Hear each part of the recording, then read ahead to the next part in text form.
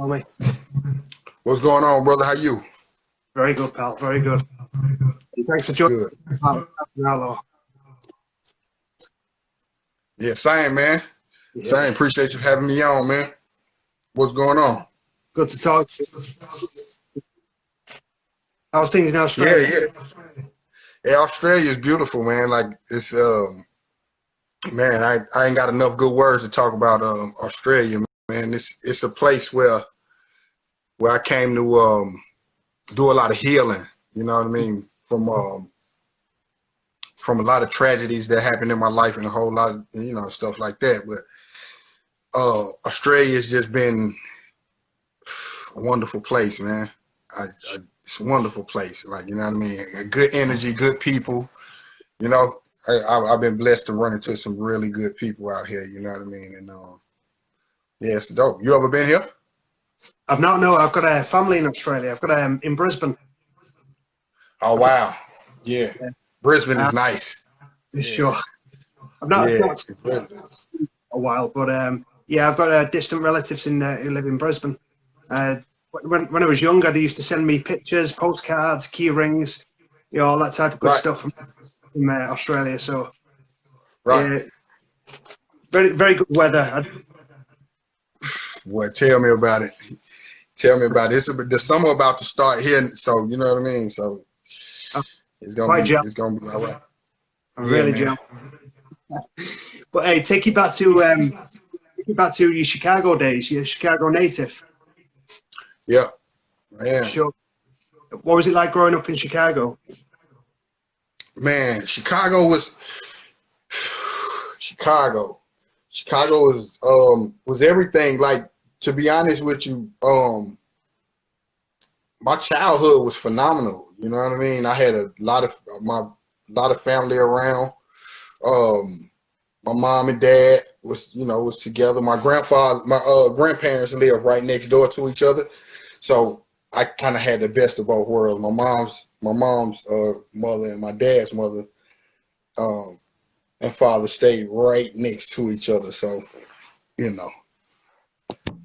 Oh, I'm sorry. It was fun, man. I didn't know we was growing up in such a harsh neighborhood, you know what I mean, until later on in life, man. But as a child, man, we had a ball, you know what I mean. Me and my cousins, Tutu and Malcolm, Clark.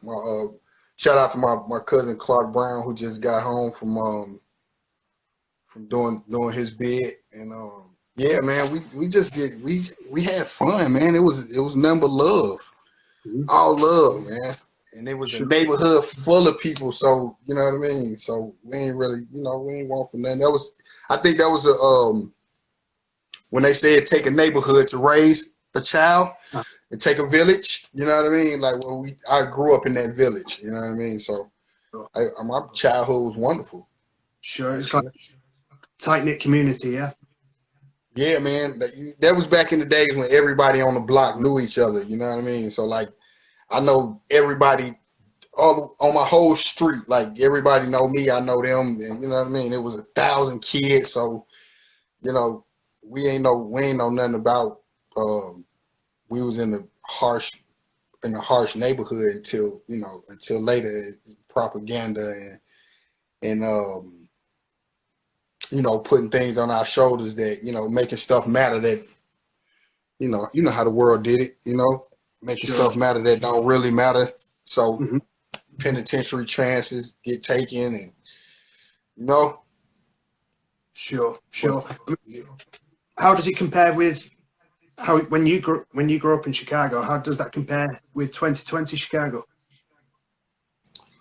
2020 Chicago. I think the people frustrated, man. The people in Chicago are frustrated. The people in America altogether is frustrated. We're fighting the same fight that we've been fighting for the longest, which is some sort of equality, some kind of justice, some kind of respect as a man. You know what I mean? I don't care, regardless of, you know, black man, white man, but unfortunately, it's the black man who's still, you know what I mean? We still trying to break through what illusion? You know what I mean? Like it's really an illusion, in my opinion. We're trying to break through for whose approval, for what? You know what I mean? So at the end of the day, I think it's a lot more about self-awareness and understanding that you're as free as you feel you are. You know what I mean? And the only thing that you're a slave to is the things that you think you need. You know what I mean? But it's facts. You know what I mean? Yeah, definitely. For sure. So am I right in saying that in the late 90s that you come across East Coast artists, is it Smith and Wesson from Boot Camp? Yeah. In the late 90s, 1998, I was in 1998 I was in New York with this brother named Hashim Nzinga, rest in peace. He just passed away. Great mentor of mine. Hashim took me to New York because I was working with him and Dr. Khalid Muhammad, Malik Zulu, attorney Malik Zulu Shabazz, brother Quanell X from Houston.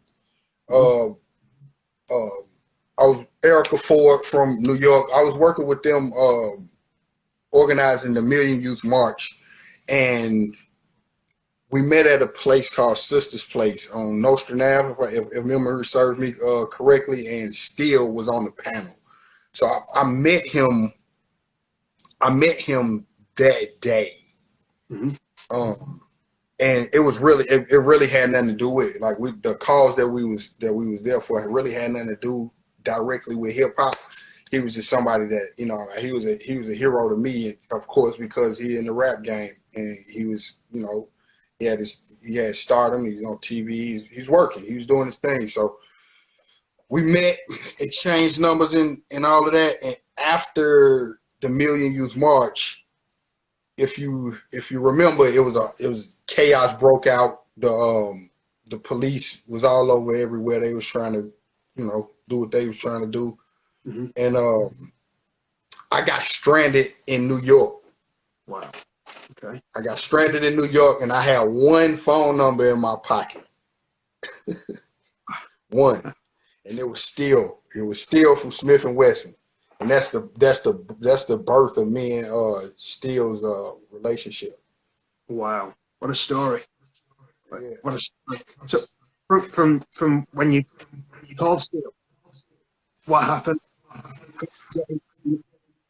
Did they introduce you to performing? Who, Steele? Well, I'm a hip hop baby anyway, so like the average black guy, like we grow up in the culture, you know what I mean? So I was rapping already. But I didn't know the importance of the job of really what it is. It's really a job. It's really hard work, and don't nobody make you do that job. So that's the first discipline about it at all. Like, nobody's gonna make you go to the studio. Nobody's gonna make you write. Nobody's gonna make you do anything. Sure. You gotta. That's you know what I mean. That's just something in you that you gotta be like on it. But whatever the case, no. I was rapping in Atlanta with a group of guys already that I came up with, called One Soul. You know what I mean? One Soul. It was this group of guys, Credo Clay, JP. Shout out to Bohannon and Terrence Miller. Like, it was a lot of us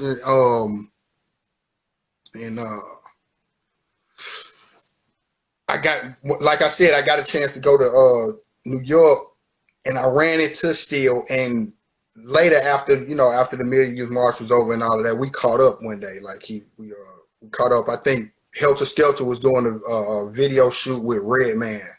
Nice. And they invited me down to the when they was doing the Nocturnal album, and they invited me down to the video shoot. I went, kicked it, smoked, you know what we do with rappers doing shit. We kicked it, smoked, hung out, and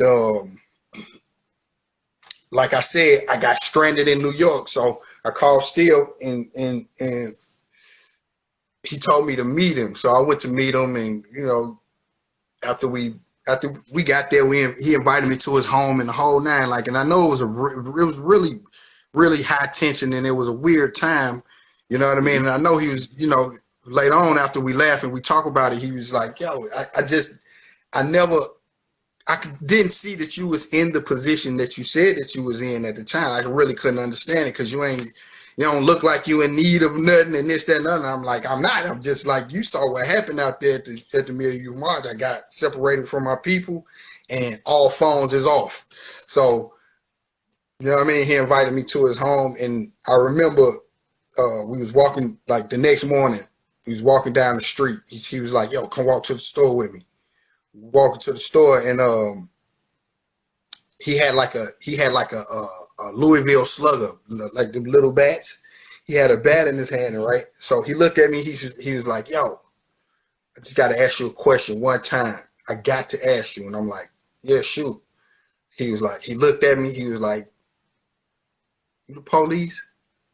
And I just looked at him. You know what I mean? I just looked at him. I just looked at him like, you know what I mean? And from the look that I gave him and he gave me back, he understood exactly what the fuck was going on. So at the end of that, we put that away, and then he just really took me under his belt as a pupil, kind of like. So he was like, he a general, and he General Steele of the boot camp clique. Funny enough, like, and he had a brand new soldier, a new cadet. You know what I mean? So he just took me under his wing, man,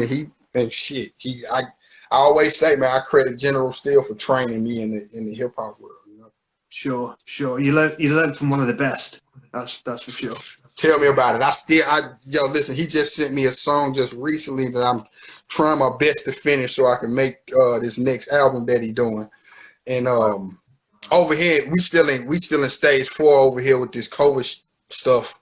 So I ain't been able to get to the studio, but no excuses. I hate excuses, but at the end of the day, yeah, I'm trying to make that album, but he just sent me something. Of course, he going in, and I'm like, he always do me like that. He sent me something that's just over the top good, and then I'm like, I'm gonna follow that, but I like the exercise of it, though. You know what I mean?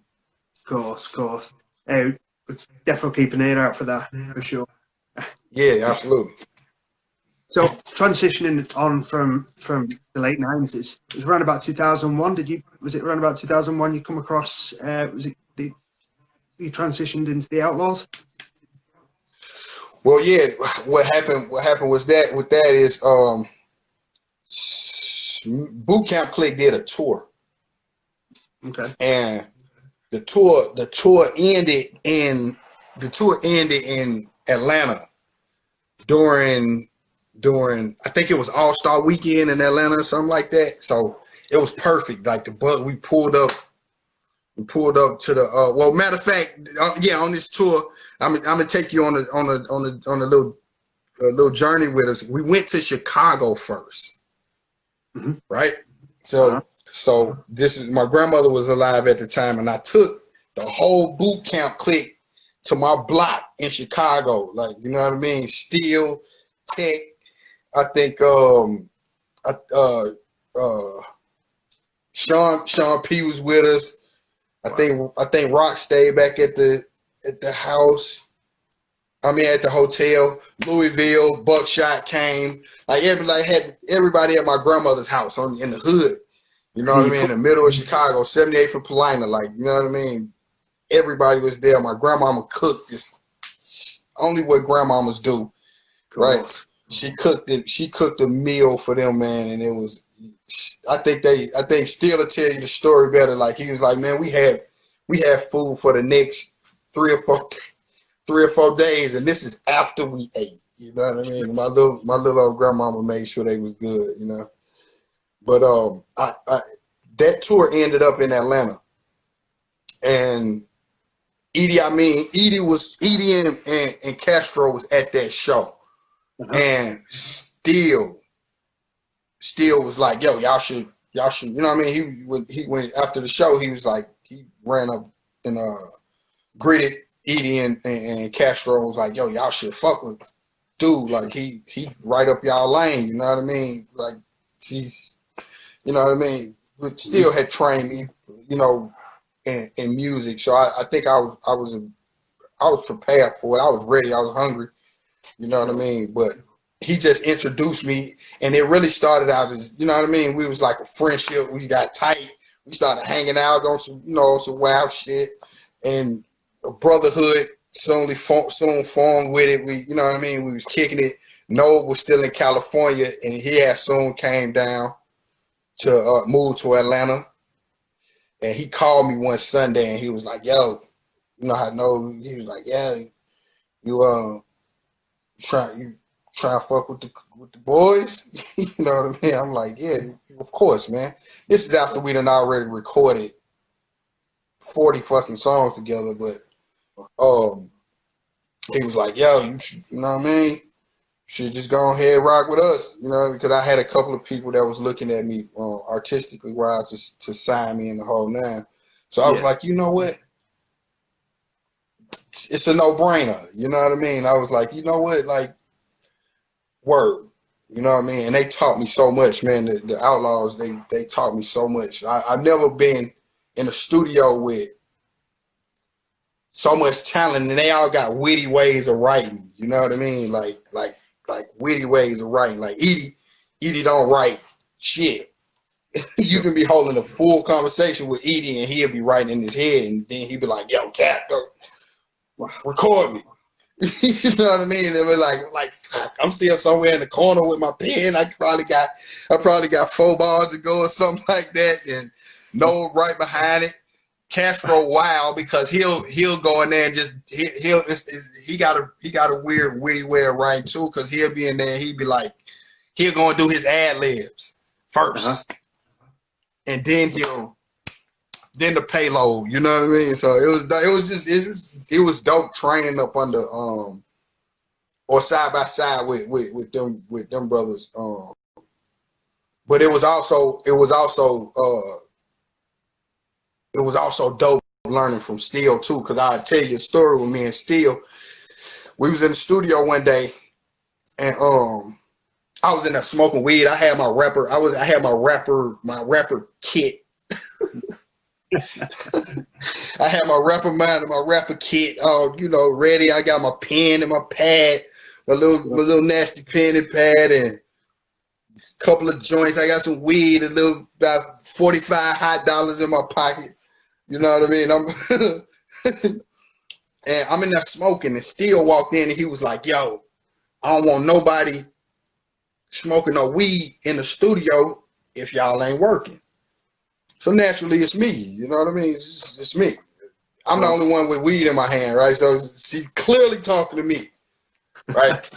And it's a room full of people, and he was like, "Stormy," he's like, "Why don't you write a song?" You know, arrogant me, cocky me, like, "Yeah, whatever, let's do it." He was like, "Nah, not all of us write a song. You write a song." Oh, wow. I was like, all right. All right. He was like, "It don't matter. It could be 3 8s, it could be 3 12s, it could be 3 16s, and the chorus, write a song." He was like, "It ain't got to be the hottest song in the world. Just write one. Just do one, right?" So I'm like, all right. So 30 minutes later, after I only got 4 lines, I only got 4 lines in my pad. Steele took my pad from me. He was like, "Yo," he was like, let me see that." So he take my pen and my pad, and in about an hour's time, he had a song. Like, you know what I mean? I forgot if he wrote 12s, he wrote 16s, but whatever the case, he had 3 of them shits and the chorus, and in about an hour and a half, he had recorded it. You know what I mean? So it really taught me the importance of like, wow, this guy take this shit serious. Like, you know what I mean? It's kind of like the mind state of like, yo, if 50 or Mariah Carey or whoever called you and said, yo, we need a verse tonight. We need it tonight. Ain't no writing it, going home and learning and all that shit. We need it tonight. The money in your account, and we got a mix tomorrow. Huh? It taught me that importance, that to be able to write. I don't care who in the studio, who around me, like be able to rock. You know what I mean? Be able to pull out your creative source right now. Right now. You know what I mean? So I shout out to Steele from Smith and Wesson for doing that. He put that battering bug in me. For sure. And I suppose that's inspired you in your whole career, I suppose. Yeah, absolutely. Because guess what? The next day when he woke up, I had his son on my knee. His son Genesis was about 1.5 at the time. I was babysitting and fucking writing raps, writing songs. By the time he came downstairs that morning, I was so embarrassed and put on Front Street and the whole nine that I don't think I really rested too much. I left out of the studio because the studio was in the house. I left out of the studio and I came back later when nobody was around. Shit. By the time they got up the next day, I was on my third song and I was babysitting. So you know what I'm saying? So I was like, fuck that. Nobody will never take my pen and pad and write in it ever again. You know what I mean? Like, for sure. Going back to Outlawz, are you still in contact with Castro? Yeah, I just talked to Castro the other day. Oh, wow. Yeah, literally. Yeah, I talked to Kay about a week ago. Yeah, I mean, we stay in contact. Yeah, absolutely. That's my brother. That's my heart. Yeah, I talk to Kay all the time. He doing well. He went back to school for architecture. You know what I mean? Like, so he did. He went total left field and went and did something awesome, which was brave and kudos to him for even, you know what I mean, for coming from what he came from and accomplished the things that he accomplished and been a part of, and then to say, yo, you know what? I'm about to go back to school. I thought that shit was genius. You know what I mean? I'm like whoa. Definitely. Yeah. I mean, I don't think he's on any social media, I think, and a lot of the Outlawz fans, ask quite a lot of questions like, how's Castro doing, and you know, is he still making music, or what is he up to these days? So yeah, I appreciate you giving that insight to you know, you still talk to Castro. Yeah, absolutely. K doing well. Yeah, I talk to all of the brothers, man. Like I still keep in touch with the brothers. Like me and K talk a lot more than some of the other brothers, but sure, it's all love. It's still love. It ain't gonna be nothing but love. It'll always be that. You know what I mean? We'll always be a team. Like, you know, regardless of the riffs and this, that, and the other. Like, you know, family ties. Shit, we fight. We argue. We have disappointments. We have disagreements. I mean, you know, we like little kids and hold shit against each other for a while, and you know, and time heals all things. But with that being said, I love them, bro. I love them guys with all my heart, man. Sure, all my heart. What did it mean for you to be involved in the group that was put together by Tupac?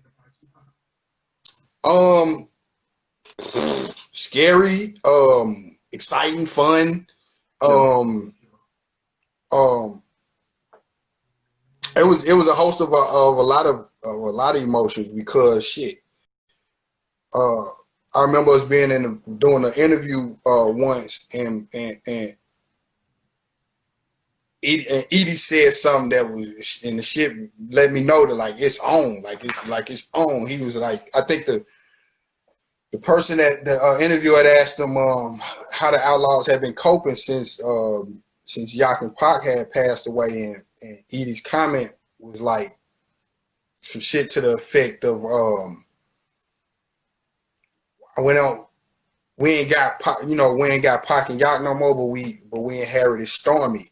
And I remember when he said that shit, how absolutely frightened I was, because we talking about Gaddafi and Tupac. I'll never be able to feel the shoes of that. You know what I mean? That's the first thing I'm thinking. I'm like, I will never in the world be able to. Sure. You know what I mean? I ain't even sure that I don't even want to do this. You know what I mean? No more. But after it all started making sense, it was like, nah, you're not here to fill nobody's shoes. You're here to create a path and create a way. You know what I mean? Like, and I think they was kind of losing they creative spark and buzz, and I was just fresh, hungry energy. And I used to get on their nerves, yo, about getting in the studio, like bad. Like Edie will tell you the best. Like I used to call Edie. I call it at 8 o'clock in the morning, K 7 in the morning. Like, yo, wow, you know what I mean? Because they got a studio in downtown Atlanta, and I'm hungry. I'm ready to rap, and they was going through everything.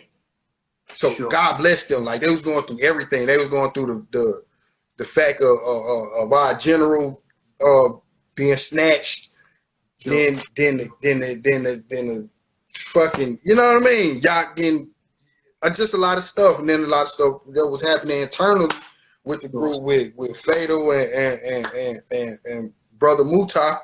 You know, whatever was going on with that, it left Edie, Noel, and K, and then me. This just this hungry guy that fresh face, fresh vibe, and it was organic. Like I felt like I totally kind of felt like I've been there the whole time. You know what I mean? Like I never, like from the beginning to, you know what I mean? I felt like I was there the whole time. They shared a lot. I never took it upon myself to really ask a lot of nothing about the past, but whatever was shared with grace and dignity and the whole nine, and I hold it to my heart like that. So, yeah, man, yeah, like it was 2000. That was 2003. 2003. Okay. Yep. I believe you spent with the time with the Outlaws. I believe you spent time with the wonderful Afeni Shakur. I did. The last few years of her life, she invited me out there to heal. You know what I mean? She knew what I was going through. I was going through a point of depression, which I'm still battling, but I'm doing a lot better today, you know. In Australia, and this is one of the reasons why I love the fact that I came out to Australia, and I was fortunate enough to come to Australia because I learned a lot here spiritually. But back then at the time, I was dealing with a lot of death. Like I had four of my brothers, you know, four of my brothers, my siblings, was murdered in Chicago, like 4 and 5 years. You know what I mean? So this was right during the 2005 AP album happening, and between 2005 and 2011, I had lost a brother every year and a quarter. Like, you know what I mean? Like, I mean, my mama and daddy's kids. So I was going through a lot of shit that I totally wasn't aware that I was going through. PTSD, depression, all types of stuff. And I turned to drugs, and I literally was snorting like an 8-ball of coke a day. Wow. I don't even know if they knew that. I don't even know if a lot of anybody that was around me knew it. But like at least like an 8-ball of coke a day. I was snorting to you know, as I thought, it was helping me to stay sane and stay and cope with shit. So massive weed. I had turned to coke. I had yeah, man, like I was just going through it. But and in that time, God gave me the Outlawz, man. Like he gave me brothers when I lost brothers. Like when I lost my blood brothers, my family, he put in place at the time that I needed most Castro, Edie, Sure. Noble, you know what I mean? And they whole family, you know what I mean? Speak, you know, Billy, Bill Bang, and LaSon, and freaking man, Nelson. Man, it's just so many of them.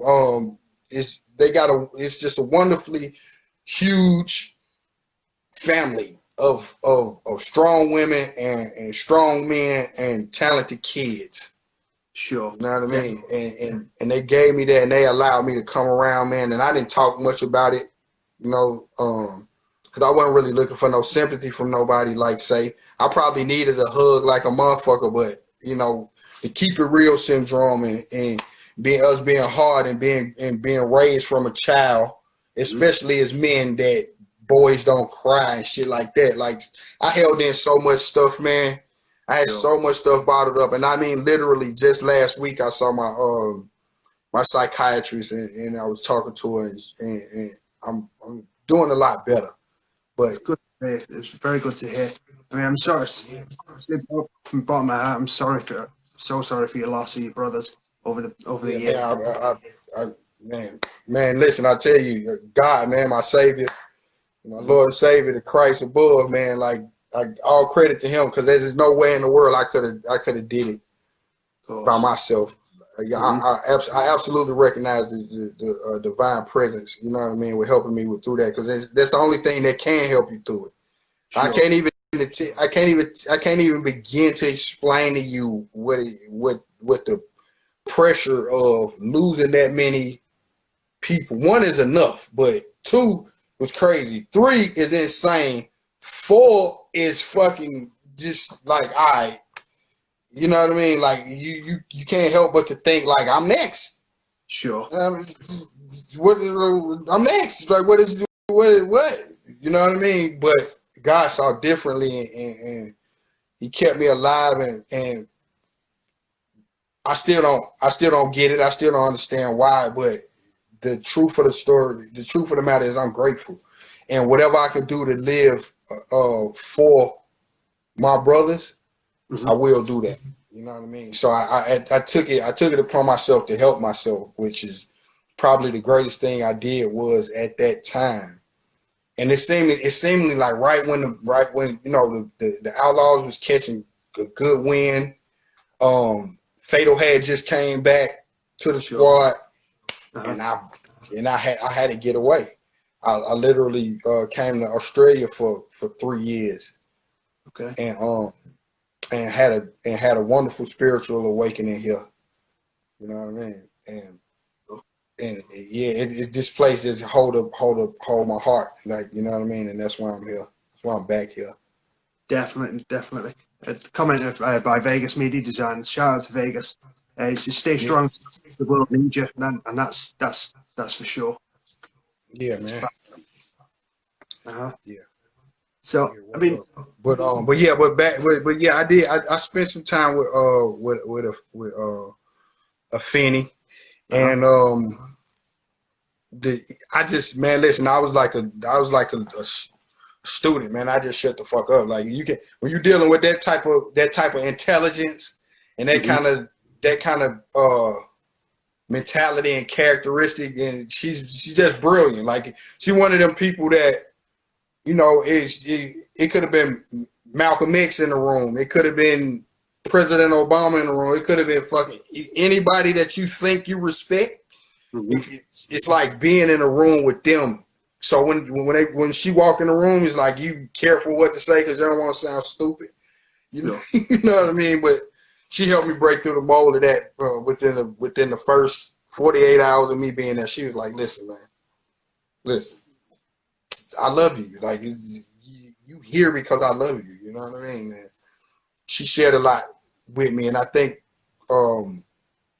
she brought me out there because I was connected but not too invested, so to speak. Yeah. And she talked to me a lot. Like I say, man, I would sit down there with her, you know, for hours and hours, and we became really, really close. And I'm so grateful and lucky to even get it to even say this off of my, you know what I mean, to be able to say that I lived that experience of somebody of that stature, invite me into their home and getting to know me and becoming a friend and allowing me to be her friend and just man, I just wanted to provide a service. Anything she needed, I would have did it. If she needed me to swim to get some milk, I would have did the shit. You know what I mean? Whatever the case may be. But now she talked to me. She helped me with that addiction. You know, and what a great person being knowing the battles that she fought for her own personal self and overcame. So she brought me out there, man. We just had fun. It literally ended up with us just like having fun. Like we had a lot of fun. Like the militant lady, she would come out, she'd jump out. But I think I was fortunate to meet and spend time with Afeni at a time when she was kind of putting that lady aside, and Alice and her real and Alice Faye Williams, she was introducing me to her, which is that little girl that Afeni Shakur protects. You understand? So she let me in, and I'm so grateful. I'm so grateful and lucky and humble about that, and I love her for all the days of my life for what she did for me, man, by bringing me out there to Sausalito. For sure. Rest in peace to Afeni Shakur. Rest in peace. Of course. You've recently been interviewed by, was it Kevin Powell for the new Tupac biography? Yeah. Kevin reached out to me. Well, Cynical from boot camp from Bucktown reached out to me, and man, that's my sister Cynical. Shout out to her and the General Steele again. Like Steele is everywhere in my story. Forget about it. Like but whatever the case, they reached out to me and let me know that Kevin might he wanted to have a word or two with me, and I was ecstatic about that, honored, because we talking about a phenom in the journalism world. So them just even wanting to talk to me was powerful, and it was an honor to talk to him. But yeah, he called me. We discussed some things. The biography is coming, and I hope everybody go and support that because Kevin, if anybody is gonna write the story about Tupac, that's who should do it.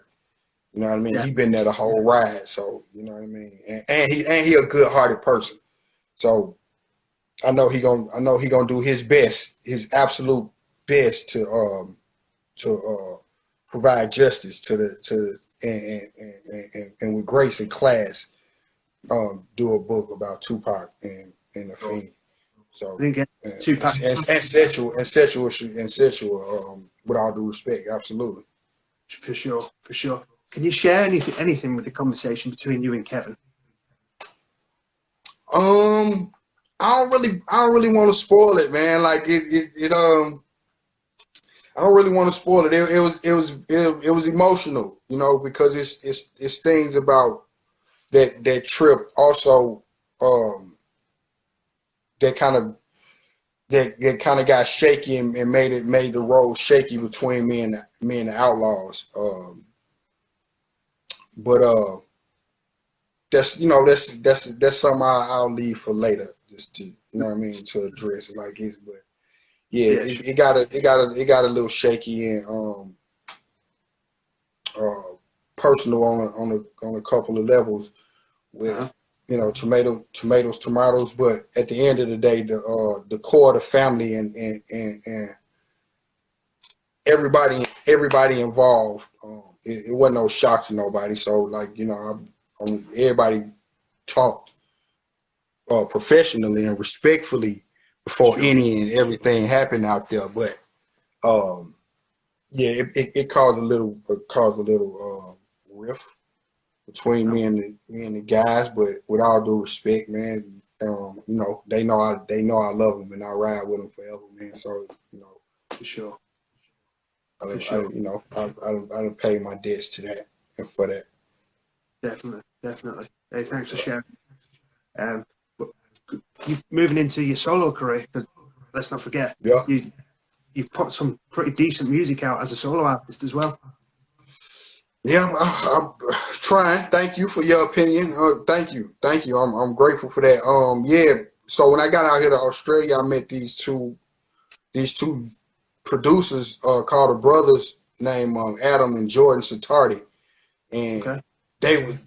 I went to their house. I went to their studio to record one day, and lo and behold, like they was like, "Yo, can I play some beats for you?" And they, oh my goodness, they didn't play beats. They played fucking soundtracks to movies, and that was just what I needed. I was like, "Whoa!" I'm like, "Yo, the production that y'all got is like." It's like Star Wars to my ears, you know what I mean? I'm like, this is exactly the sound and the vibe I need. Like this right here, I can rock with this. And they push me to the limit.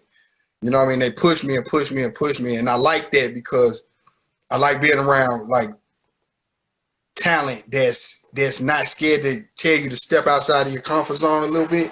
And that's what they did. You know what I mean? When I did the Raindrops album, Adam and Jordan, artistically push me hard, you know what I mean, and I appreciate that, man. Like of course the Raindrops, Raindrops album, that was it. There's a lot of positive vibes you was giving off in that album, a lot of positivity with in the music.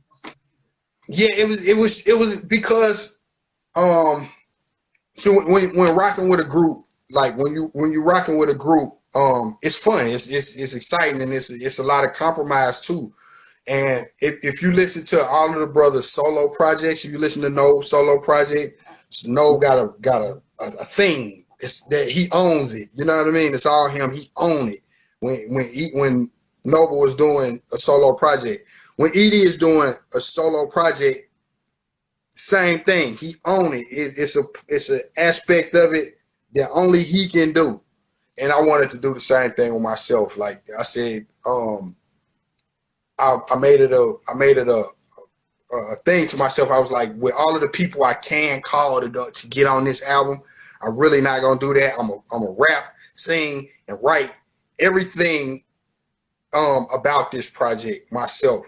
And I did get I was lucky to what ended up being one of the coldest songs on the album, Rules of the Street, that ended up being a fatal dedication song. Like I never would have imagined when he sent me that verse the importance that it would have to me, if anybody else. Like to me, like it was like wow, because after he passed, when I listened to that song, it felt like his eulogy. It felt like he was saying goodbye. Sure. You know what I mean? And it's eerie, it's creepy, only after the fact though. You know what I mean? But when I listen to it, it's like, man, like, but yeah, the Outlawz again. I can't say thank you to them enough for being a part of that Raindrops project too. Castro killed it. No killed it. Edie killed it. Yeah, you know, and yeah, it was dope, man. Sure. Are you working on any new music projects? I know you've got the. Yeah, go ahead. You've got the you was talking about before. Are you working on any new albums or? Honestly, I got one. I got an album ready to go. Really, you know what I mean? I just haven't pushed the button on letting it go because I'm doing visuals for it. There's sort of a documentary style thing that's gonna go with the project that I want to go with the project. So it's just not just giving 8 to 12 rap songs and shit. Yo, I want to really do something more with it. So that's on the way as well. Like I say, the book that Kevin is doing is in the works. I got an online store that I've been really kind of flirting around with this fashion thing. Like I really like it. I mean, go figure. I mean, us as artists, you know, we all feel like we pretty fly with how we present ourselves and this, that, and the other. And there's a lot of style, a lot of creativity in the whole nine. And I just want to be a part of it, man. Like just continue to provide a service to what has served me. You know what I mean? And this hip hop industry has done me well. So I'm constantly trying to figure out a way to give back. Like God did that for me. Like, you know what I mean? All praise be to the Creator for that. For sure. Just touching on the fashion. You've got your own. Is it Stormey Coleman signature series? Is it? Yeah. So Stormey Coleman signature collection of clothes right now. Pretty much sportswear. You know what I mean? Hoodies, t-shirts, hats, active wear. We even got in the accessories business. I got a couple of watches and stuff like that. Yeah, if you get a chance, man, go and check it out. It's StormeyColeman.com, shopStormeyColeman.com, and yeah, man, have a look, browse through there, man, see what you like. Christmas coming. Definitely. Yeah, man, I already got on my red Adidas Santa jacket. So go ahead, place your orders and let me get to work, man, so y'all can get what y'all need by Christmas. StormeyColeman.com. Word up. For sure. We'll post all the links when we upload it to YouTube. For sure. Yeah, right on. They're quite fly, actually. And watches are actually quite fly. Yeah, word up, man. Yeah, that's good, man. But yeah, man, it's everything with me is going, man. Like I say, I'm doing well. My life is it ain't been no crystal stair, but it's been a ride that I wouldn't trade for nothing and nobody. You know what I mean? Like it's I appreciate God for everything that He's done for me, and man, being the strength and giving me the awareness to know and understand that there is a God that watch and protect us, even when we don't know to watch and protect ourselves, man. For sure, and I think 2020 has been a kind of year that we need some higher energy to come and heal the world. That's for sure. Yeah, and it's ever present. It's ever present, and I just like to tell people whenever they ask me about this, like every good peace campaign start from a war campaign. It come from a tragic or some tragedy or tragic situation. So we like whoever they are, whatever that means, like whoever they are, like it's only so long that the Holy Spirit that don't clean the earth will clean itself. Sure. You know what I mean? Don't you worry about that. We ain't that that powerful to the point where if we don't clean up our act, the earth won't clean itself. But I think I'm rooting for humanity, man. You know, I'm rooting for humanity. The stuff that we saw that was happening in LA and the riots, and it's horrible that it take tragedies a lot of time to make people come together. But with that said, look at the beauty of the power of the people in numbers when we get fed up with stuff. You know what I mean? Like so not saying that we need to go and riot nowhere, but at the end of the day, just pay attention to when we throw away the boundaries and the barriers of racism and you're this color and I'm this color and all that shit, and recognize that when it all go down, when it go down, that we gonna be next to each other either way it go. Exactly. So if it was a car on my leg, I doubt very seriously if I'd be looking at you like, oh, you a fucking white man, get the fuck away from me. You know what I mean? Like, come on, man. Like, seriously, we still really trapped behind the illusion of color. Sure. It's 2020, man. Like, at some point, like, come on, man. It's enough of that. Sure. Enough of that. Most and that's a really good way to look at things. You know, even here in the UK, it's the same. I think the same as in America. It's all over the world.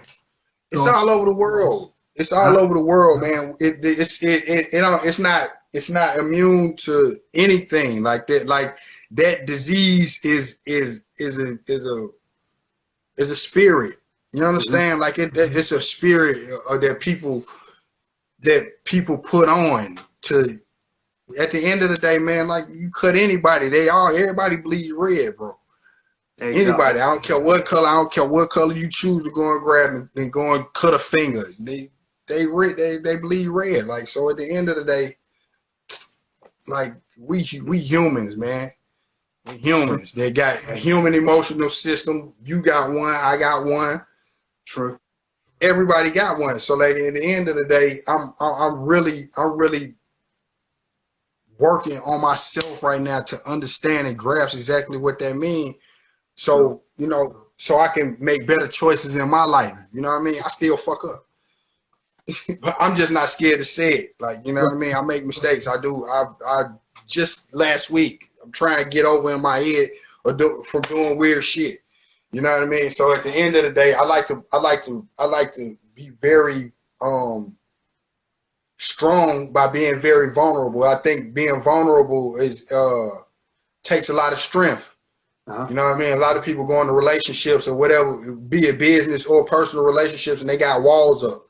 How the fuck how we gonna get anywhere unless you go into a relationship being vulnerable to love? Like, so at the end of the day, you'll never be able to experience the love you ever want to experience unless you ain't got no mask off. Sure. Take the illusions off. To all mask off. That's just one of my themes of how I've been of my life this year. It's like, you know what? Mask off, man. This is I am exactly that person you call a son of a bitch, and I'm exactly the person that you say congratulations to for whatever you say. All of it. You know what I mean? People can take their punches, take their shots, stabs, and all of that. Yo, guess what? I'm gonna stomach it all. Yes, I've been an asshole. Yes, I've been a shitty person. Yes, I've been a cheater. Yes, I've been a drug addict. Yes to all of that shit. Yes, I have. But guess what? That's only some of the story. Tell the whole story. Because I am the same person that hug your kid. I'm the same one that'll take something off of my body and give it to him. I'm the same person that, yo, guess what? I could be riding down the street and I look and I'm like, yo, you know what? I'm about to go and clean that cross off right there. Let me wipe the leaves off of whoever grave plot that is. And you know what I mean? I'm that nigga. I'm that guy. Like, exactly. So with all of every sin that I've ever committed, I would like to feel that I've done a lot more good for people than harm. For sure. I'm really, I'm glad that you've overcome that, and you've got a lot of positive things going on in your life. Just keep your head up, bro. Keep your head up. Doing my best, man. Guess what? I leave it all at the cross, man. I leave it all to God, man. I'm telling you, like, I leave it all to God. Like, I just get to the point where right now, when I'm going through something, I just be like, yo, that's too heavy for me. Sure. You know what I mean? If I don't got no immediate way to deal with something, and I'm about to do my head in about a solution to stuff right away, and I just lay shit down like, yo, let me lay that at the foot of the cross, and when God is ready for me to cross that path, I'll cross that path. And right now, because my mental health is so important to the rest of my being, and like, if for anybody that feel they need me for anything or any reason, be it kids, be it friends, be it family, be it whatever, I got to be in a healthy mind state. And I think I've been working on something called a mind diet. You know, so I do mind fast every once in a while, where I won't listen to not even rap sometimes. I won't listen to, I won't entertain certain phone calls.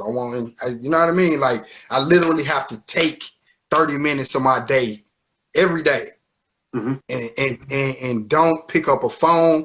I'm not answering nothing. I got to get this time to God right now. I got to plug back in, because you motherfuckers is draining me bad. You know what I mean? So I got to plug back into the creative source, man, to get my mind and my body and my spirit back to one accord. Then I let people beat up on me again, just so I can plug back in. And then guess what? We at it. I never quit. You know what I mean? I'm always. You know what I mean? Very, very good to hear. And hey, just before we end this, I'd like to thank you for the time you've given me appearing on the show. My pleasure. I've seen something you posted on the IG. Was it yesterday or the day before, about time being the one of the biggest gifts you can give? So shout out to you, Stormey. Salute. Thank you for your time, man.